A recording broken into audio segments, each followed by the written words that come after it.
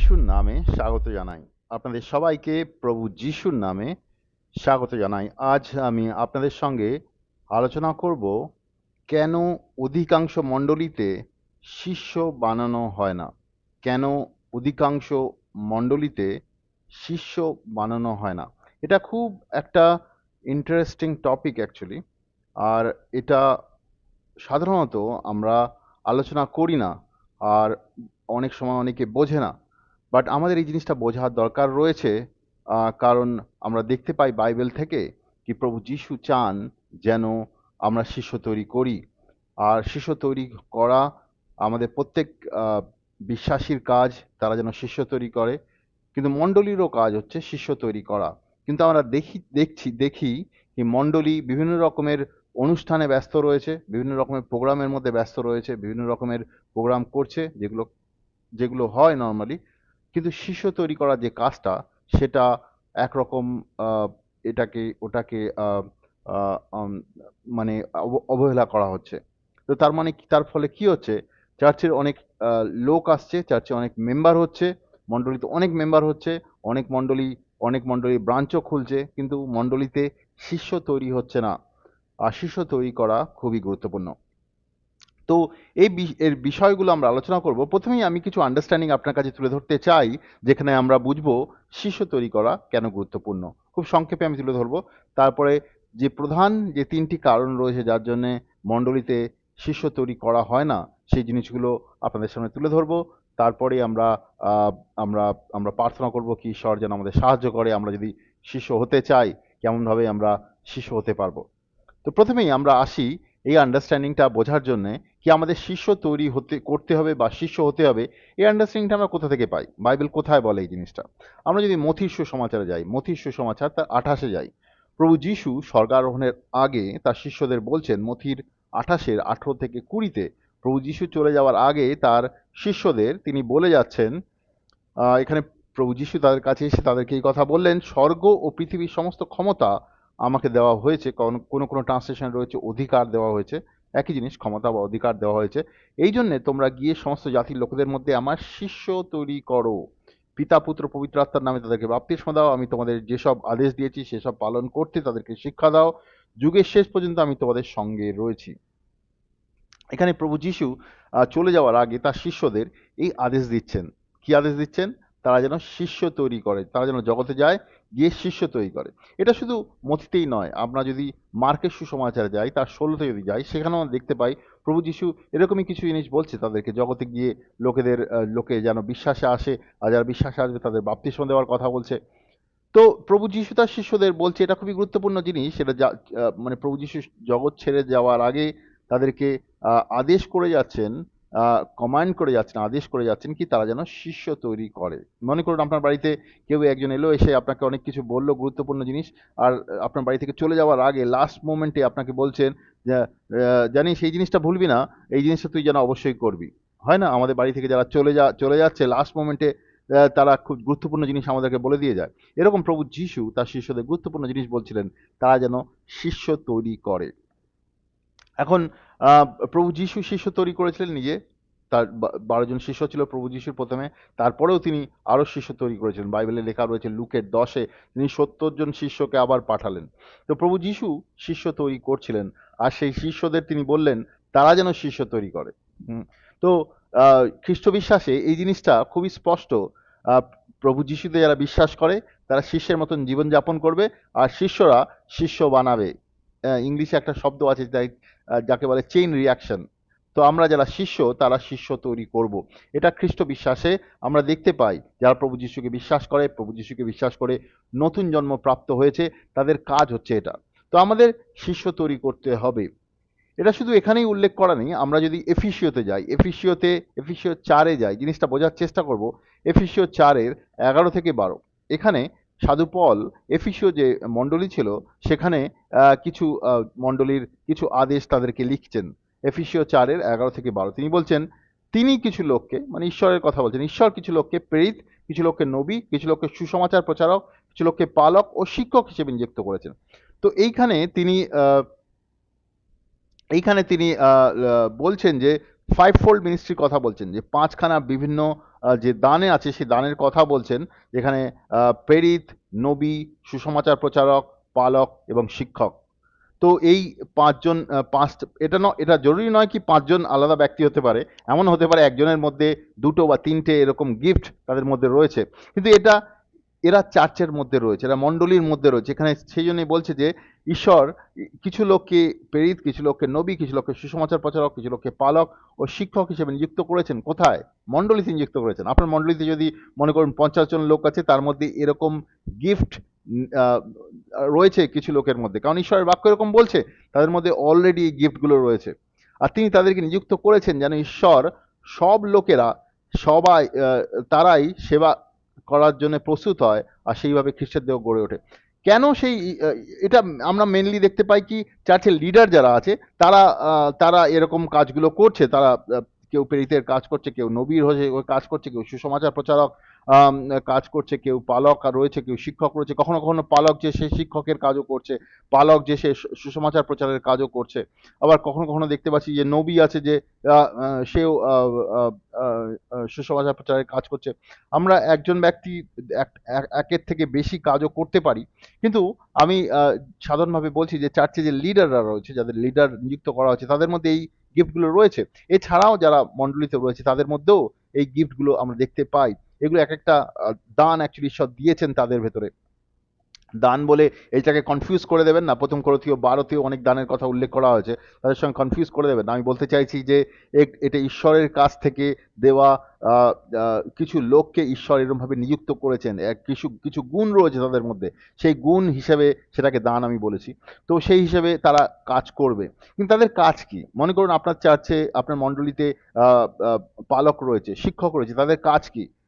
Verse 12-এ যদি যান, এখানে লেখা রয়েছে তিনি এদেরকে নিযুক্ত এই জন্য করেছেন যাতে যেন ঈশ্বরের লোকেরা সেবা কাজের জন্য প্রস্তুত হয় আর সেইভাবে ঈশ্বরের দেহ গড়ে ওঠে। তার মানে আপনার মণ্ডলীতে যারা আসছেন, যারা মণ্ডলীতে ফেলোশিপে আসছেন, তাদেরকে যেন ঈশ্বর গড়ে তোলে। কিসের জন্য? ঈশ্বরের কাজের জন্য, প্রভু সেবার কাজের জন্য গড়ে তোলেন। মানে মণ্ডলীতে যারা আসছেন তারা যেন প্রভু সেবা করতে পারেন, সেই কাজের জন্য তৈরি করবে। কারা করবে? যাদের মধ্যে গিফটগুলো রয়েছে। বেসিক্যালি আমরা সাধারণত দেখতে পাই আমাদের নেতারা, মণ্ডলীতে যে লিডাররা রয়েছে, তারা তারা নর্মাল যে চার্চের বিশ্বাসী আসছে তাদেরকে তৈরি করবে কি কাজের জন্য? প্রভুর সেবা কাজের জন্য। তারা এই কাজগুলো করবে। তো আমরা দেখতে পাচ্ছি এই যে শিষ্য তৈরির কাজগুলো কিন্তু মণ্ডলীতেই রয়েছে, মণ্ডলীকেই বলা হয়েছে এই কাজগুলো করার জন্য। মণ্ডলীর কাজ হচ্ছে গিয়ে শিষ্য তৈরি করা। এরপরে আমি আবার যাই, যদি দ্বিতীয় তিমথিতে যাই, দ্বিতীয় তিমথিও যে ছিল সাধু পলের একটা শিষ্য ছিল। সে তিমথিওকে সাধু পল যে তিনি চিঠি লিখছেন দ্বিতীয় তিমথিওর 2:2, সেখানে সাধু পল লিখছেন, অনেক সাক্ষীর সামনে আমার মুখে যেসব শিক্ষার কথা তুমি শুনেছ, সেই শিক্ষা ধরে রাখার জন্য তুমি তো এমন সব বিশ্বস্ত লোকেদের দাও যারা অন্যদের শিক্ষা দেওয়ার যোগ্যতা আছে। তো বলছে যে অনেক সাক্ষীর সামনে আমি যে শিক্ষা তোমাকে দিয়েছি সেই শিক্ষা তুমি বিশ্বস্ত লোকেদের যাও, যারা অন্যকে দিতে পারে। এটা কি জিনিস? এটা একটা শিক্ষাদানের কথা বলা হচ্ছে। এটা অ্যাকচুয়ালি শিষ্যত্ব প্রশিক্ষণের কথা বলছে। বলছে যে আমি তোমাকে যেইভাবে শিক্ষা দিয়েছি সেই শিক্ষা তুমি অন্য কোনো বিশ্বস্ত লোকেদের দাও, আর যারা অন্য লোকেদের দিতে পারে। এটা একটা চেইন রিয়াকশন, যেটা আমি বলেছিলাম। আপনি শিষ্য তৈরি করছেন, সেই শিষ্য অন্য বিশ্বস্ত লোকেদের শিষ্য তৈরি করছে, আর সেই শিষ্যরা আরো লোককে শিষ্য তৈরি করছে। এখানে বিশ্বস্ততার দরকার রয়েছে। যে ব্যক্তি শিষ্য হতে চায় সে নিজে ঈশ্বরের প্রতি বিশ্বস্ত, ঈশ্বরকে জানতে চায়, ঈশ্বরের রাস্তায় চলতে চায়, তো তাকে আমরা শিষ্য হিসেবে গড়ে তুলতে পারি। আর এখানে সাধু পল তার শিষ্য তিমথিকে বলছে যে শিক্ষা আমি তোমাকে দিয়েছি সেটা তুমি বিশ্বস্ত লোকেদের দাও, তারা যেন অন্য লোকেদের শিষ্য বানাতে পারে। অ্যাকচুয়ালি এটা 4 প্রজন্মের কথা বলছে, 4 জেনারেশন অফ বিশ্বাসীদের কথা বলছে। তো এইটা আমাদের করতে বলেছে। এটা একটা মুভমেন্ট প্রভু যিশু শুরু করেছিল, তার শিষ্যরা করছিল। এটা একটা বিশ্বাসীদের মুভমেন্ট। এটা এরকম নয় কি আপনি মণ্ডলীতে কত লোককে নিয়ে এলেন, এটা নয়। সাধু পল বলছে এমনভাবে শিক্ষা দাও তারা যেন বিশ্বস্ত লোকদের শিক্ষা দিতে পারে, তারা যেন অন্যদের শিক্ষা দিতে পারে। তো এটা আমাদের করতে হবে একজন বিশ্বাসী হিসেবে, প্রভু যিশুর বিশ্বাসী হিসেবে এক্স্যাক্টলি এটাই আমাদের করতে হবে। আমাদের লোকেদের শিক্ষা দিতে হবে, তারা যেন অন্য লোকেদের শিক্ষা দেয় আর তারা যেন অন্য লোকেদের শিক্ষা দেয়। এটা শিষ্যত্ব প্রশিক্ষণ। এইভাবে আমরা লোকেদের গড়ে তুলতে পারি প্রভুর কাজের জন্য। শিষ্যত্ব প্রশিক্ষণ মানে শুধু বাইবেলের নলেজ নয়, বাইবেলকে রবিবার দিন পাঠ করে পড়ালাম, তারা তারা শুনলো, তারা বললো আমেন, খুব ভালো শিক্ষা হয়েছে পাস্টারজি, খুব ভালো শিক্ষা হয়েছে। না, সেটা নয়, সেটা শুধু বাইবেলের শিক্ষা নয়। প্রভু যিশু কেমনভাবে শিক্ষা দিয়েছিলেন সেটা হচ্ছে গিয়ে একটা মডেল, সেটা হচ্ছে রোল মডেল, সেটা হচ্ছে মেইন প্যাটার্ন, কেমনভাবে শিষ্য তৈরি শিক্ষা দিতে হয়। প্রভু যিশু কেমনভাবে শিক্ষা দিয়েছিলেন, আপনি ফিরে যান, 4টে গসপেলে যান, সেখানে প্রভু যিশু কেমনভাবে শিক্ষা দিয়েছিলেন সেটা বোঝার চেষ্টা করুন। কেমনভাবে শিক্ষা দিয়েছিলেন? প্রভু যিশু প্রথমে ডাকলেন তার শিষ্যদের। পিতর মাছ ধরছিল, মথি ট্যাক্স অফিসে কাজ করছিল, এরকম অনেক লোককে তিনি রাখলেন, তারা এলো তার সঙ্গে, প্রভু যিশুর সঙ্গে সে থাকতে শুরু করলো। তারা কি করতো যখন তারা প্রভু যিশুর সঙ্গে থাকতো? কোনোদিন ভেবে দেখেছেন কি? আপনি পড়ুন 4টে গসপেল, মার্ক, ম্যাথু, জন, লুক, সেখানে দেখতে পাবেন তারা অবজার্ভ করতো প্রভু যিশু কি কাজ করছেন। সকালবেলা উঠে প্রার্থনা করছেন, তারপরে তিনি কেমনভাবে প্রচার করছেন, কেমনভাবে সুস্থ করছেন, কেমনভাবে ভূত তাড়াচ্ছেন, কেমনভাবে লোকেদের শিক্ষা দিচ্ছেন, কেমনভাবে তাদেরকে তাদের সঙ্গে কথা বলছেন। তার সঙ্গে সঙ্গে বিকেলবেলা তারা একসঙ্গে বসতো যখন, প্রভু যিশু তাদের সঙ্গে শিক্ষা দিতেন, শাস্ত্রের শিক্ষা দিতেন। তাদের মধ্যে অনেক রকমের ডাউট ছিল, অনেক রকমের প্রশ্ন ছিল, সেগুলো প্রভু যিশুর কাছে কাছে জিজ্ঞেস করতো। প্রভু যিশু তাদেরকে বলতেন, বিভিন্ন রকম জিনিস আলোচনা হতো। কেউ প্রভু যিশুকে জিজ্ঞেস করতো, প্রভু যিশু আমি আপনার ডান দিকে বসবো না আর বাঁ দিকে বসবো? হ্যাঁ, প্রভু যিশু তার ঈশ্বরের সেবার ব্যাপারে তাকে সাহায্য করলো বুঝতে। একটা সময় প্রভু যিশু তার শিষ্যদের কখনো কখনো তাদের ভুল রাস্তা থেকে বেরিয়ে আসার জন্য শিক্ষা দিত। প্রভু যিশু তাদেরকে শিক্ষাও দিয়েছে, তাদের মেইনলি প্র্যাকটিক্যালি শিক্ষা দিয়েছে। প্র্যাকটিক্যালি শিক্ষা, শুধু বাইবেলের শিক্ষা দেয়নি, শুধু বাক্যের শিক্ষা দেয়নি, প্র্যাকটিক্যাল শিক্ষা দিয়েছে কেমনভাবে একটা বিশ্বাসীর জীবন কাটাতে হয়। সেই শিক্ষার অভাব রয়েছে আজকের দিনে আমাদের মণ্ডলীগুলোতে, সেই শিক্ষার অভাব রয়েছে আজকের দিনে আমাদের খ্রিশ্চান গ্রুপগুলোতে, যেখানে আমাদের শিষ্য তৈরির প্রশিক্ষণ দেওয়ার দরকার রয়েছে, যেখানে আমরা প্র্যাকটিক্যালি শিখবো কেমনভাবে একজন ব্যক্তি বিশ্বাসী হিসেবে জীবন যাপন করতে পারে। প্রভু যিশু তাদেরকে প্র্যাকটিক্যালি শেখালেন। তারপরে একদিন একটা সময় প্রভু যিশু তার শিষ্যদের বললেন, এবার তোমরা যাও, গিয়ে তোমরা এই কাজগুলো করো। মথির 10-1, লুকের 9-1 যদি যান, দেখতে পাবেন সেখানে প্রভু যিশু তার শিষ্যদের বলছেন, তাদেরকে অধিকার আর সামর্থ্য দিয়ে বললেন, তোমরা গিয়ে এবার করো এই কাজগুলো। মনে করুন আপনি এরোপ্লেন চালাতে চান, এয়ারক্রাফট, এরোপ্লেন চালানোর শিক্ষা। এরোপ্লেন চালানোর শিক্ষা 1.5 বছরের ট্রেনিং হয় ফ্লাইট চালানোর জন্য। তো বিভিন্ন রকমের ফ্লাইট স্কুল আছে ইন্ডিয়াতে, ভারতে আছে, ভারতের বাইরে আছে। আপনি যদি সেখানে ভর্তি হন তাহলে আপনাকে কিছু সময়, প্রথম কিছু মাস আপনাকে পড়াশুনো করতে হবে। তারপরে আপনাকে প্র্যাকটিক্যাল ট্রেনিং করতে হবে। আপনি ফ্লাইটে বসবেন, একটা ট্রেনিং ফ্লাইট থাকবে, ছোট ফ্লাইট থাকবে, সেখানে আপনি বসবেন, আপনার সঙ্গে যারা শেখাবে তারা ইনস্ট্রাক্টর, যে পাইলট তারা বসবে, তারা আপনাকে শেখাবে কেমনভাবে ফ্লাইটটা চালাতে হয়। প্রথম প্রথম তারাই চালাবে, আপনি দেখবেন কেমনভাবে তারা ফ্লাইট চালাচ্ছে। তারপরে একটা সময় তারা বলবে যে তুমিও আসো, আমাকে সাহায্য করো, আমি তোমাকে বলে দিচ্ছি কি কি করতে হবে, তুমি সেগুলো করো। তারা হয়তো বলবে আপনাকে ওই ওই ওই সুইচটা অন করো, ওই সুইচটা অফ করো, এটা নিচে করো, এটা ওপরে করো, আপনি ওগুলো করবেন তাদের সঙ্গে সঙ্গে। কিছুদিন পরে তারা বলবে এবার তুমি করো, আমি এখানে বসে রয়েছি, আমি ফ্লাইটে বসে রয়েছি, আমি তোমাকে দেখবো তুমি কেমন করে করছো কিনা, ভুল হলে আমি তোমাকে বলবো। তো আপনি তারপরে করবেন, করে একটা সময় এত সুন্দরভাবে করবেন, তিনি বলবেন যে এরপরে আমি আর তোমার ফ্লাইটে বসবো না, তুমি একা ফ্লাইট চালাবে। প্রথম প্রথম আপনার ভয় লাগবে, কিন্তু তারপরে আপনি নিজে ফ্লাইট চালানো শুরু করবেন। এরকমভাবে আমরা প্র্যাকটিক্যালি যে কোনো শিক্ষা রপ্ত করতে পারি বা শিখতে পারি। প্রভু যিশু কিন্তু তার শিষ্যদের এরকমভাবেই শিখিয়েছিলেন। প্রথমে তিনি তাদের সঙ্গে নিয়ে গিয়ে শেখালেন, তারপরে প্রভু যিশু যখন তার সঙ্গে ছিলেন তাদেরকে বললেন করতে। তারা অনেক সময় ভুল করলো, যেমন মথির 17-তে যদি যান, মথির 17-তে আমরা দেখতে পাই একটি পিতা তার ভূতগ্রস্ত ছেলেকে প্রভু যিশুর শিষ্যদের কাছে নিয়ে আসে, কিন্তু প্রভু যিশুর শিষ্যরা সেই ছেলেকে সুস্থ করতে পারে না। তারা প্রার্থনা করে কিন্তু তারা সুস্থ, সে ব্যক্তি সুস্থ হয় না। তারপরে সেই পিতা প্রভু যিশুর কাছে গিয়ে নালিশ করে, বলে কি তোমার শিষ্যরা তো প্রার্থনা করেছে কিন্তু আমার ছেলে সুস্থ হয়নি। প্রভু যিশু সেই বাচ্চার জন্য প্রার্থনা করে, সেই বাচ্চা সম্পূর্ণ সুস্থ হয়। কিন্তু এখানে একটা জিনিস বোঝার দরকার, যে প্রভু যিশু কিন্তু রেগে যায় তার শিষ্যদের উপরে। তিনি তাদেরকে বলেন, আমি কতদিন তোমাদের মধ্যে থাকবো? তার মানে প্রভু যিশু বলতে চাইছেন, এটা তোমাদের কাজ, তোমাদের শেখা উচিত কেমন করে প্রার্থনা করতে হবে এই ব্যক্তির জন্য, কেমন করে ভূত তাড়াতে হবে। তোমরা এটা করতে পারছো না, আমি কতদিন তোমাদের সঙ্গে থেকে থেকে এই কাজগুলো করব।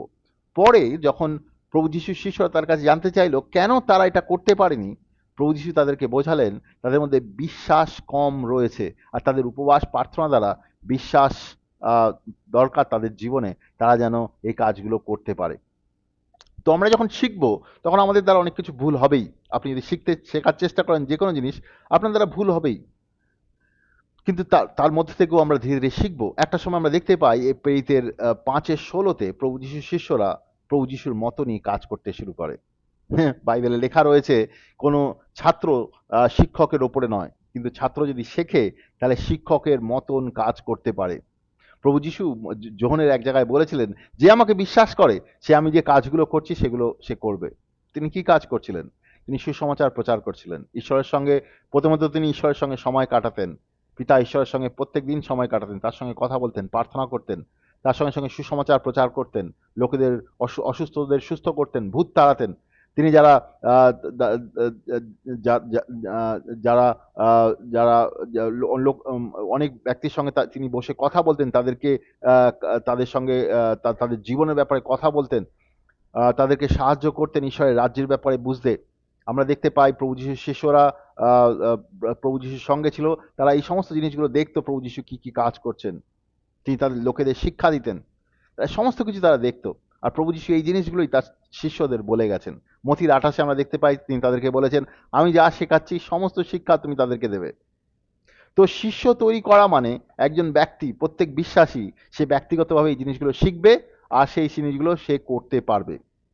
অনেক সময় এরকম হয় কি আমরা দেখতে পাই চার্চের বিশ্বাসীরা বাইরে কোথাও গিয়ে সুসমাচার প্রচার করছে, করে কোনো ব্যক্তি সে বিশ্বাস করতে চায় আর সে তাকে সাহায্য করতে পারছে না, কেমন করে বিশ্বাস করতে চায়, তো তাকে কিভাবে সাহায্য করতে হবে, তাকে বাপ্তিস্ম কেমন করে দিতে হবে, তাকে প্রভুর আন্ডারস্ট্যান্ডিং গুলো কেমন করে তুলে ধরতে হবে।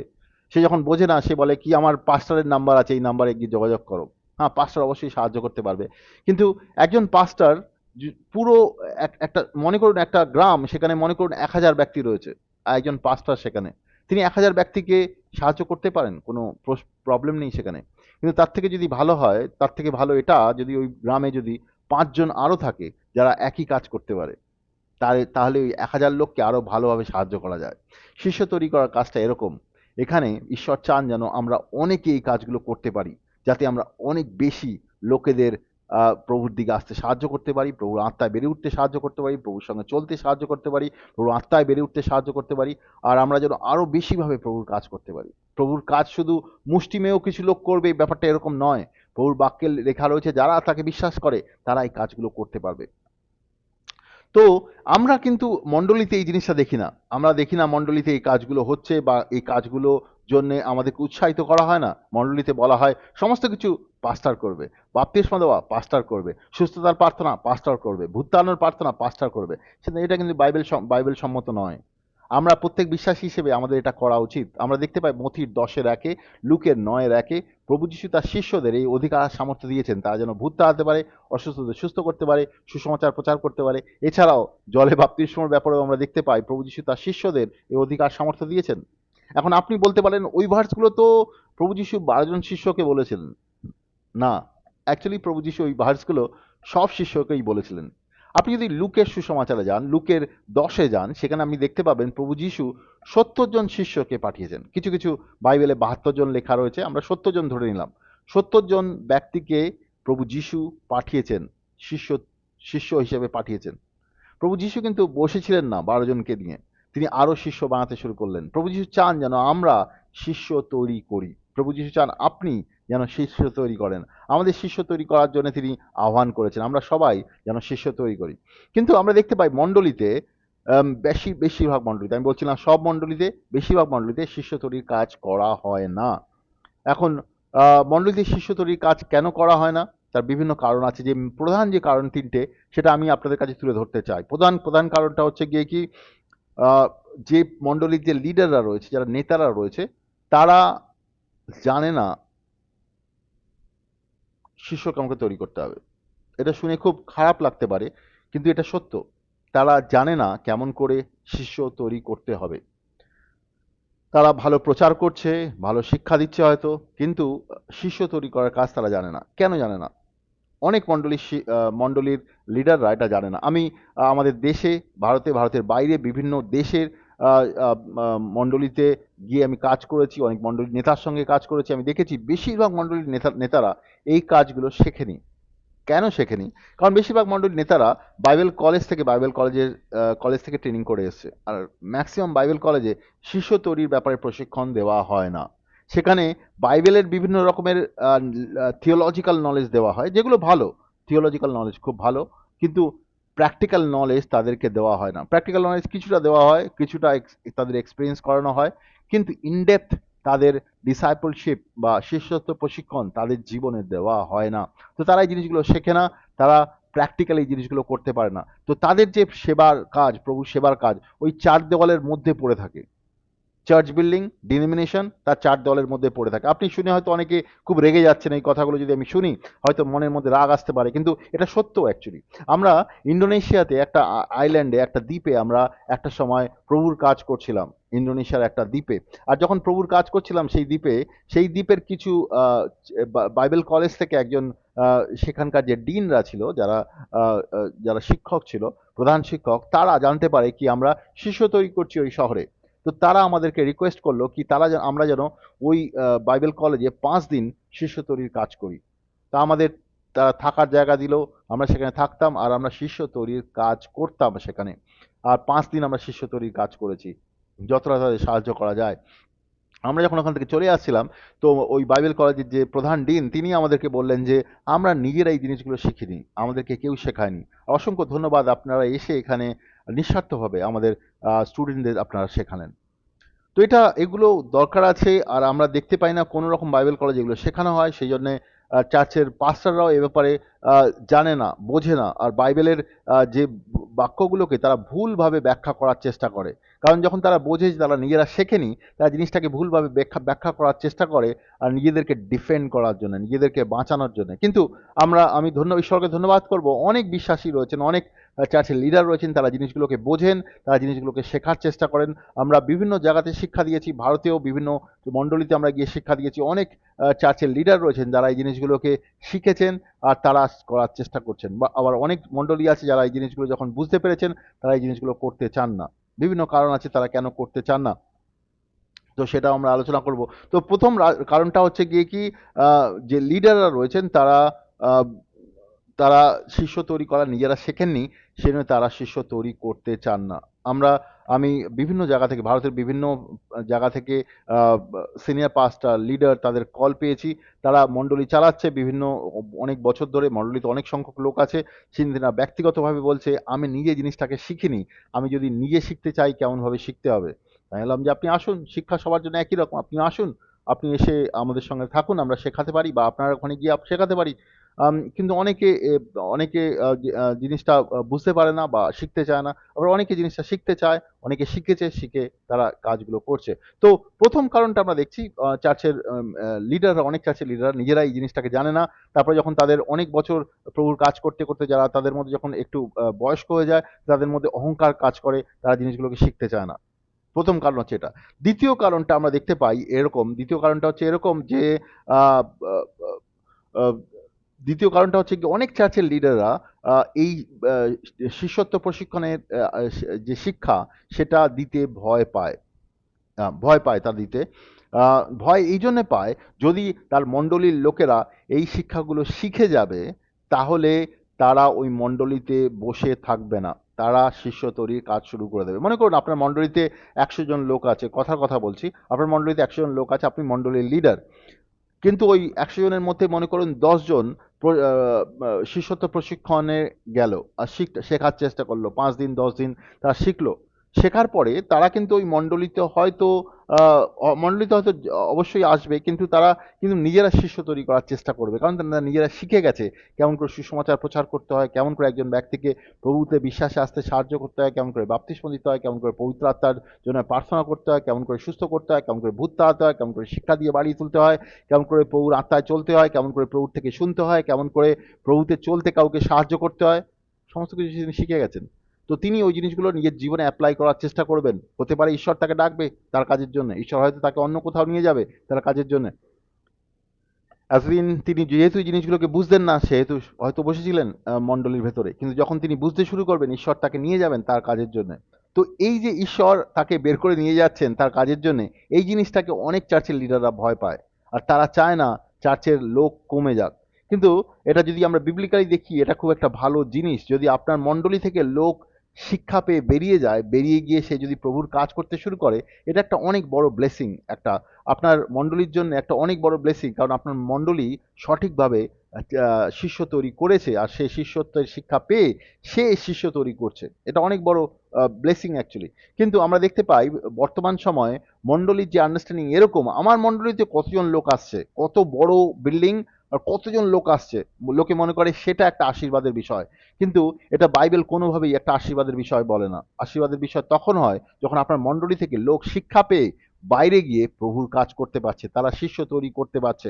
আপনার মণ্ডলীর বিল্ডিং অনেক বড় হতে পারে, সেখানে অনেক হাজার লোক বসে বসতে পারে, সেটা খুব বড় একটা আশীর্বাদের বিষয় নয়। কিন্তু এটা আরেকটা প্রবলেমও হয়, আপনার মণ্ডলীতে যদি অনেক লোক এসে বসলো, তাদেরকে আপনি সঠিকভাবে শিক্ষা দিতে পারবেন না একসঙ্গে। তো তার মানে তার ফলে কি হবে, অনেক লোক সেই মণ্ডলীতে বসেই থাকবে, তারা কিন্তু মণ্ডলী থেকে শিক্ষা পেয়ে বেরিয়ে যাবে না। আপনার মণ্ডলী যত লোকদের মানে প্রভুর কাজের জন্য গড়ে তুলতে পারবে আর তাদেরকে পাঠাবে, সেটা হচ্ছে একটা সাইন কি আপনার মণ্ডলী প্রভুর আন্ডারস্ট্যান্ডিং এ চলছে, আপনার মণ্ডলী শিষ্যত্ব প্রশিক্ষণের মণ্ডলী। কিন্তু আপনার মণ্ডলী যদি এরকম লোকদের তৈরি করছে না, শুধু লোকেদের নিয়ে আসছে আর লোকেদের রেখে মণ্ডলীর সংখ্যা বাড়ানোর চেষ্টা করছে, মেম্বারশিপ বাড়ানোর চেষ্টা করছে, সেটা ঈশ্বরের আন্ডারস্ট্যান্ডিং নয়। তো এটা অনেক সময় এই জন্যও হয় যেহেতু মণ্ডলীর লোকেরা শিক্ষায় বেড়ে ওঠেনি, শিক্ষায় ম্যাচিওর হয়নি। আমরা দেখি কি আমাদের শিক্ষায় ম্যাচিওর হওয়ার দরকার আছে। দেখুন, আমরা যখন প্রভুর বিশ্বাসে আসি, প্রভু যিশুকে আমরা গ্রহণ করি, পাপ থেকে মন পরিবর্তন করি, জলে বাপ্তিস্ম নিই, পবিত্র আত্মা পাই, রাইট? আমরা প্রভুতে গ্রহণ করি, প্রভুতে একটা শিশু হিসেবে প্রভুর রাজ্যে আমরা প্রবেশ করলাম। এরপরে আমাদের প্রভুর সঙ্গে লাগাতার চলতে হবে আর প্রভুতে বেড়ে উঠতে হবে। আমরা ঈশ্বরের বাক্য পড়ব, ঈশ্বরের বাক্য ঈশ্বরের আত্মার দ্বারা চালিত হব, ঈশ্বরের বাক্য ঈশ্বরের আত্মা আমাদেরকে বাড়তে সাহায্য করবে, আমরা ম্যাচুরিটিতে বেড়ে উঠব। কিন্তু যদি কোনো ব্যক্তি এরমভাবে প্রভুতে নতুন জন্ম প্রাপ্ত হলো, তারপরে সে প্রভুতে বেড়ে উঠছে না, সে শুধু মণ্ডলীতে যাচ্ছে, বাইবেল পড়ছে, আর মণ্ডলীতে সমস্ত প্রোগ্রামে অংশগ্রহণ করছে, টাকা পয়সা দিচ্ছে মণ্ডলীতে, কিন্তু সে আত্মায় নিজেই বেড়ে উঠছে না। তো সেটা একটা কিন্তু খুব ভালো সাইন না একজন ব্যক্তি, একটা বিশ্বাসী ব্যক্তির জন্য, না সেই মণ্ডলীর জন্য। আপনার মণ্ডলীতে যদি এরকম ব্যক্তি রয়েছে, তারা লাগাতার চার্চে তো আসছে, চার্চে টাকা পয়সাও দিচ্ছে দান হিসেবে, কিন্তু তারা বিশ্বাসে বেড়ে উঠছে না, তাহলে আপনার মণ্ডলী খুবই অসুস্থ মণ্ডলী। আমরা কিছু ভার্স দেখব। প্রথম করন্থীয় 3:1-2 এখানে দেখব। সাধু পল করন্থীয় চার্চের কিছু প্রবলেমের ব্যাপারে বলছিল। এখানে বলছে, ভাইয়েরা, যারা আত্মিক, সেই সমস্ত লোকদের কাছে যেভাবে কথা বলা উচিত আমি তাদের কাছে সেইভাবে কথা বলতে পারিনি, বরং পাপ স্বভাবের অধীনে যারা রয়েছে তারা যেভাবে তাদের কাছে যেমনভাবে কথা বলা উচিত সেইভাবে আমি তাদের সঙ্গে কথা বলেছিলাম। খ্রিস্টীয় জীবনে তোমরা তো একেবারে শিশুর মতন, তাই তোমাদের কাছে সেইভাবে কথা বলেছিলাম। শক্ত খাবার না দিয়ে তোমাদের আমি দুধ খেতে দিয়েছিলাম, কারণ তখন তোমরা সেই শক্ত খাবার গ্রহণ করার মতন অবস্থায় ছিলে না, আর এখনো তোমরা সেই অবস্থায় নেই, কারণ তোমরা এখনো পাপ স্বভাবের অধীনে রয়েছো। তোমাদের মধ্যে যখন হিংসা ঝগড়া বিবাদ লেগেই রয়েছে, তখন কি তোমরা পাপ স্বভাবের অধীনে নও? আর তোমাদের চালচলন কি একবারে সাধারণ লোকের মতন নয়? বিশ্বাসীদের কথা বলছেন। তো বলছেন যে এতদিনে তোমাদের শক্ত খাওয়ার দরকার ছিল। শক্ত খাওয়ার মানে সে বলতে চাইছে যে ঈশ্বরের যে শিক্ষাগুলো, সে যে ডিপ শিক্ষাগুলো, ডিপ টিচিংগুলো, যে যে যে ম্যাচুরিটি শিক্ষাগুলো, বেড়ে ওঠার জন্য যে শিক্ষাগুলো, সেগুলো নেওয়ার দরকার ছিল। কিন্তু তোমরা এখনো দুধ পান করছো। দুধ পান কে করে? শিশু দুধ পান করে, যে বিশ্বাসে সে শিশু অবস্থায় রয়েছে। আর এখানে বলছে যে যারা পাপ করে তাদের মতনই। আমরা যখন বিশ্বাসে আসি একটা ছোট শিশুর মতন, শিশু, আমরা বিশ্বাসে অনেক কিছু জানতে পারিনি। বিশ্বাসে শিশু কি করে? দুধ পান করে। সে দুধ পান করছি, ঈশ্বরের বাক্য পান করছি, কিন্তু ঈশ্বরের বাক্যের সাধারণ আন্ডারস্ট্যান্ডিং গুলো, ফাউন্ডেশনাল আন্ডারস্ট্যান্ডিং অ্যাকচুয়ালি, যেগুলো বেসিক আন্ডারস্ট্যান্ডিং, সেগুলোই আমরা পান করছি, আমরা বেড়ে উঠতে পারছি না। এরকম দেখবেন আপনি মণ্ডলীতে অনেক লোক বসে রয়েছে, একই রকমের শিক্ষা বছরের পর বছর শুনে যাচ্ছে, আর সেখানেই বসে রয়েছে, তারা নিজেরা আর্থিকভাবে বেড়ে উঠছে না, কারণ তারা দুধ পান করছে। সাধু পল বলছে করথীয় মণ্ডলীর কিছু লোককে, তোমরা বেড়ে ওঠোনি, আমি তোমাদের শক্ত খাবার দিতে পারছি না। আপনার বাড়িতে যদি একটা ছোট শিশু থাকে, তাকে আপনি মাংস খেতে দেবেন না, সে হজম করতে পারবে না, কারণ তার পাচন ক্ষমতা নেই তাতে। আপনি যদি এমন একটা ব্যক্তিকে শিক্ষা দিলেন, সে ব্যক্তি ওই জিনিসটাকে গ্রহণই করতে পারছে না, তো আপনার শিক্ষা শুনে তার মাথার ওপর দিয়ে চলে যাবে। প্রভুর বাক্যের মধ্যে অনেক ডিপ শিক্ষা আছে, অনেক যে শিষ্যত্বের প্রশিক্ষণের শিক্ষা, এগুলো অনেক ডিপ শিক্ষা রয়েছে। আর সেই শিক্ষা পেয়ে একজন ব্যক্তি আত্মায় আর তার বাক্যে তার আত্মায় চলতে পারবে। মণ্ডলীতে বেশিরভাগ লোক শিশু অবস্থায় পড়ে রয়েছে, তারা বেড়ে উঠছে না। তারা খুশি, মণ্ডলীতে যত প্রোগ্রামগুলো হচ্ছে, নাচানাচি করছে, প্রোগ্রামের মধ্যে অংশগ্রহণ করছে, তাতে তাতে তারা আনন্দিত, তার থেকে বেশি তাদের কিছু চাই না। কিন্তু বিশ্বাস এরকম বলছে না। আমরা বাইবেল এর কথা বলছে না। বাইবেল বলছে আমরা যেন বেড়ে উঠি, আমাদের যেন ফাইভ ফোল্ড মিনিস্ট্রি যারা রয়েছে আমাদের ভেতরে, আমাদের ভেতরে যারা নবী হিসেবে কাজ করছে, প্রেরিত হিসেবে কাজ করছে, সুসমাচার প্রচারের কাজ করছে, যারা পাস্টারের কাজ করছে, যারা শিক্ষকের কাজ করছে, তারা যেন আমাদের বাড়িয়ে তোলে ঈশ্বরের কাজের জন্য। তারা শিক্ষা দিয়ে বাড়িয়ে তুলবে, কিন্তু আমাদেরও একটা রেসপন্সিবিলিটি আছে, আমরা যেন বিশ্বস্ত হই। দ্বিতীয় তিমোথির 2:2 সাধু পল যে তিমোথিকে বলছে, বিশ্বস্ত লোকেরা বেড়ে উঠবে। যারা বিশ্বাসে, অনেক লোক বিশ্বাসে আসবে, কিন্তু তার মধ্যে কিছু লোক বিশ্বস্ত হবে, তারা কিন্তু বেড়ে উঠবে। তারা দুধ থেকে শক্ত খাবারের দিকে যাবে, তাদেরকে শক্ত খাবার দিলে সেগুলো খেতে পারবে। ঈশ্বরের বাক্যের অনেক ডিপ শিক্ষা আছে, শিষ্যত্ব প্রশিক্ষণ এরকম ডিপ শিক্ষা অনেকে বুঝতে পারবে না, যারা বেসিক আন্ডারস্ট্যান্ডিং এর মধ্যে পড়ে রয়েছে। তারা মণ্ডলীতে আসবে প্রত্যেক রবিবার, মণ্ডলীতে সমস্ত কিছু করবে, একই রকম শিক্ষা শুনতে থাকবে, তাদের জীবন পরিবর্তন হবে না। তারা অফিসে, তারা বাড়িতে অনেক রকমের আশীর্বাদের কথা বলবে, তার পরিবারের আশীর্বাদের কথা বলবে, সেগুলো খুব ভালো। কিন্তু ঈশ্বর আপনাকে নতুন জীবন এই জন্য দেয়নি কি আপনি চাকরি বাকরি করবেন, আপনার পরিবারে আশীর্বাদ থাকবে, আপনি মণ্ডলীতে আসবেন, সেই জন্য আপনাকে প্রভু যিশু নতুন জন্ম দেননি। প্রভু যিশু নতুন জন্ম এই জন্য দিয়েছেন যাতে আপনি তার জন্য জীবন কাটাতে পারেন। সে আপনার জীবনকে ব্যবহার করতে চায়, আর সেটাই হচ্ছে শিষ্যত্ব প্রশিক্ষণ। আপনি শিষ্য হবেন, তার শিষ্যের মতন চলতে শুরু করবেন, তার কাছ থেকে শুনবেন, তার বাধ্য হবেন, তার ইচ্ছা অনুসারে আপনি চলবেন। তো ঈশ্বর চান সেইটা, আর সেটা খুব গভীর শিক্ষা অ্যাকচুয়ালি। এখানে সাধু পল করথীয় মণ্ডলীকে বলছে, তোমরা বেড়ে ওঠোনি, তোমরা আজ পাপী ব্যক্তি যেমন জগতে চলে সেরকমই চলছো, তোমাদেরকে আমি গভীর শিক্ষা দিতে পারি না। আরেক জায়গায় আমি আপনাদের নিয়ে যেতে চাই, হিব্রিয়র 5:11-14। এখানে হিব্রিয়র যে রাইটার, লেখক, তিনি কি বলছেন এই বিষয়ে, অনেক কথা তোমাদের তো আমাদের বলার আছে, কিন্তু বুঝিয়ে বলা শক্ত, কারণ আত্মিক সত্য তোমরা সহজে বুঝতে পারো না। তো কিছু লোককে বলছে তোমরা আর্থিক ব্যাপারে বুঝতে পারবে না কেন? এতদিন তোমাদের শিক্ষক হয়ে ওঠা উচিত ছিল, তার বদলে তোমরা ঈশ্বরের বাক্যের গোড়ার কথাগুলোই তোমাদের শিক্ষা দেওয়ার জন্য শিক্ষকের দরকার হয়ে পড়েছে। বলছে যে এতদিনে তোমাদের তো শিক্ষক হয়ে ওঠার উচিত ছিল, তোমরা তো এতদিন এখনো বেসিক জিনিসগুলোই শিক্ষা নিয়ে যাচ্ছ। যেটা আমি আপনাকে বলছিলাম, প্রথম করথীয়তেও সাধু পল তাদেরকে বলছিলেন তোমরা বেড়ে ওঠেনি। এখানে তো আরো আরো স্পেসিফিক ভাবে বলছে যে তোমাদের এতদিনে শিক্ষক হয়ে যাওয়ার কথা ছিল, এখনো তুমি পাশ করে বেরোতেই পারোনি, এরকম ব্যাপার। তোমরা তো বেরোতেই পারোনি। শক্ত খাবারের ব্যাপারে ছোট মোটো ছেলেরা বা বাচ্চারা যেমন বাচ্চাদের মতন দুধ খাওয়া দরকার হয়ে পড়েছে। 13তে বলছে যে দুধ খেয়ে বেশ বাঁচে সে এখন শিশু, তার সৎজীবন সম্পর্কে যে শিক্ষা আছে তাতে সে কাঁচা। সে গভীর শিক্ষাগুলো সে বুঝতে পারবে না, তার মাথার ওপর দিয়ে চলে যাবে। কারণ সে দুধ খায় যে সে কি পরিবারের একজন খুব খুব জ্ঞানী ব্যক্তি? নো, সে সাধারণ ব্যক্তি যে দুধ দুধ খায়। দুধ মানে কি বলতে চাইছে? সাধারণ শিক্ষা। সে ঈশ্বরের বাক্যের গভীর শিক্ষার দিকে সে বেড়ে উঠতে পারেনি, সে বিশ্বস্ত নয় ঈশ্বরের প্রতি, ঈশ্বর সে বেড়ে উঠতে চায় না, তার ইচ্ছাও নেই, আর সে বেড়ে উঠছে না। এরকম রয়েছে মণ্ডলীতে অনেক লোক, তারা নিজেরাও শিষ্য তৈরি হওয়ার জন্য তৈরি হচ্ছে না, আর তাদেরকে ওরকম শিক্ষাও দেওয়া হচ্ছে। তারপরে 14তে বলছে যাদের বয়স হয়েছে কেবল তারাই শক্ত খাবার খেতে পারে। বয়স মানে এমনি আমাদের বয়সের কথা বলছে না, এটা আত্মিকভাবে বেড়ে ওঠার কথা বলছে। ঈশ্বরের বাক্যের কঠিন শিক্ষাগুলো তারা বুঝতে পারে, অনেক অভ্যাসের ফলে তারা ভালো মন্দ বিচার করতে শিখেছে। তারা ঈশ্বরের আন্ডারস্ট্যান্ডিং আমাদের বেড়ে উঠতে হবে, আমাদের ম্যাচিওর হতে হবে, আর তাহলেই আমরা ঈশ্বরের গভীর আন্ডারস্ট্যান্ডিং গুলো বুঝতে পারবো, তার রাজ্যের জন্য কাজ করতে পারবো। তো অনেক সময় দেখতে পাই কি মণ্ডলীতে লোকেরা বেড়ে ওঠেনি, এটা মণ্ডলীর লিডাররা ভালো মনে করে, কারণ তারা যারা বেড়ে ওঠেনি যখন তারা এখানেই আসবে, তারা নিজেরা কিছু করবে না। কিন্তু যখন মণ্ডলীর লোকেরা বেড়ে ওঠে, তারা সঠিক শিক্ষা পায়, ম্যাচিওর হয়, তারা ঈশ্বরের কাছ থেকে ব্যক্তিগতভাবে শুনতে পায়, ঈশ্বরের বাধ্য হয়, হয়তো ঈশ্বর তাদেরকে কিছু করতে বললো, তারা সেগুলো করতে শুরু করলো। দেখুন, মণ্ডলী ভালো, মণ্ডলী আমাদেরকে গড়ে তুলবে, একটা স্কুলের মতন আমাদেরকে তৈরি করবে, কিন্তু তারপরে যে ব্যক্তিরা বেড়ে উঠেছে তারা ঈশ্বরের আদেশ পালন করে তাদেরকে চলা উচিত। তো এটাও একটা গুরুত্বপূর্ণ জায়গা। অনেক সময় অনেক মণ্ডলীতে লোকেদের সঠিক শিক্ষা দিয়ে বাড়িয়ে তোলা হয় না, একই রকম শিক্ষা প্রথাগতভাবে তাদেরকে দেওয়া হচ্ছে, তারা বেড়ে উঠতে পারছে না। মনে করুন আপনার ছেলে ক্লাস 8-এ পড়ে স্কুলে, আর সে ক্লাস 8-এ যাচ্ছে, এবছর গেল, 2025-এ গেল, 2026-এও গেল, সে পাসই করতে পারছে না, 2027-এও যাচ্ছে। আপনি বলবেন এটা কি হচ্ছে, তুমি একটা ক্লাস থেকে বেরিয়ে আসতে পারছো না? তো আপনি বুঝবেন যে দু রকমের প্রবলেম হতে পারে। একটা হতে পারে আপনার ছেলে পড়াশোনায় খারাপ, সে পড়তে পারছে না, বা এমন হতে পারে আপনার যে ছেলে যে স্কুলে যাচ্ছে সেই স্কুলের পড়াশুনো দেওয়ার যে রীতিনীতি সেটাও খারাপ, আপনার ছেলে সেটা গ্রহণ করতে পারছে না। তো মণ্ডলীতেও এরকমের দুটোর মধ্যে যে কোনো একটা প্রবলেম হতে পারে মণ্ডলী শিক্ষকেরা তারা ভালোভাবে শিক্ষা দিতে পারছে না, বা যারা মণ্ডলীতে যাচ্ছে তারা শিক্ষাগুলোকে গ্রহণ করতে পারছে না। তো সেই জন্য তারা বেড়ে উঠতে পারছে না, তারা শিশু অবস্থায় রয়েছে, তারা শিক্ষা নিয়ে বেড়ে উঠতে পারছে না। তো এটা একটা কারণ হচ্ছে গিয়ে কি, তারা বেড়ে উঠছে না, আর তারা শিষ্য হয়ে তৈরি তৈরি হতে পারছে না।